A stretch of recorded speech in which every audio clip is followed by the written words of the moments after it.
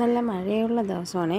അപ്പോൾ നിങ്ങൾ ഫസ്റ്റ് വീഡിയോയിൽ കണ്ടായിരിക്കും നല്ല മഴ. അപ്പോൾ എനിക്ക് കപ്പയും ചിക്കനും കട്ടനും കുടിക്കാൻ തോന്നി. അപ്പോൾ ഞാൻ നേരെ പുള്ളിയെടുത്ത് പറഞ്ഞു എനിക്ക് കപ്പയും ചിക്കനും കഴിക്കണമെന്ന്. ഞാൻ നേരെ ഞങ്ങൾ പുറത്ത് പോയി ചിക്കൻ മേടിച്ചു, കപ്പ വാങ്ങിച്ചു, കപ്പ മുറിക്കുന്നു. പിന്നെ ഞാൻ ചിക്കൻ കറിയാണേ വെക്കുന്നത്.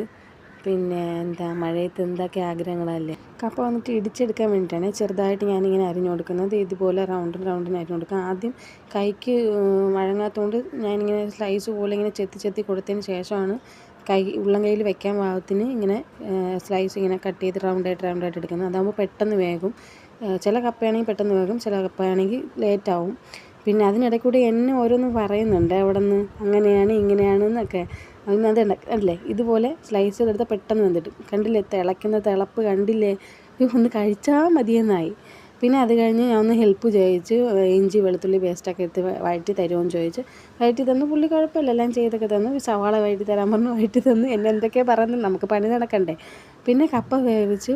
അപ്പോൾ കപ്പ നല്ലോണം വെന്തിട്ടുണ്ട്. അപ്പോൾ ഞാൻ പറഞ്ഞു നല്ലോണം ഇളക്കണ്ടെന്ന് പറഞ്ഞിരുന്നു പ്രത്യേകം, അത് ഞാൻ ലാസ്റ്റ് പറയാം. പിന്നെ എൻ്റെ ഒരു സ്പെഷ്യൽ കൂട്ടിട്ട് കൊടുത്തു സവാള വെന്തതിന് ശേഷം. പിന്നെ അത് നിന്ന് തിളച്ചതിന് ശേഷം ചിക്കൻ എല്ലാം കൂടെ എൻ്റെ കയ്യിൽ വെച്ചിരുന്ന് ഞാൻ വീഡിയോ എടുക്കുന്നത് കൊണ്ട് എനിക്ക് അത് കാണാൻ പറ്റുന്നുണ്ടെന്ന് എനിക്ക് അറിഞ്ഞൂടാ. പിന്നെ അത് കഴിഞ്ഞ് അതത്രയേ ഉള്ളൂ. പിന്നെ ചിക്കൻ ഇട്ട് കൊടുത്തതിന് ശേഷം ചിക്കൻ നല്ലോണം തിളയ്ക്കുന്നു. പിന്നെ നമുക്ക് ഉപ്പ് സവാള വഴറ്റുമ്പോൾ വേണമെങ്കിൽ ഉപ്പിടാം, ആവശ്യാനുസരണം ഇടാം. പിന്നെ ഇത് ഗാർണിഷ് ചെയ്യാൻ വേണ്ടി കുറച്ച് മല്ലിയില ചുമ്മാ ഒരു പൊടിപ്പിന്. പിന്നെ അത് കഴിഞ്ഞ് കണ്ടില്ലേ എൻ്റെ കപ്പ ഇപ്പോൾ ഫൂ ആയി. അപ്പോൾ ലാസ്റ്റ് കപ്പയും കട്ടനും ചിക്കനും ആണേ. എനിക്ക് ഇഷ്ടപ്പെട്ട ലൈക്കും സബ്സ്ക്രൈബും ചെയ്യണേ. അപ്പോൾ love you and bye guys.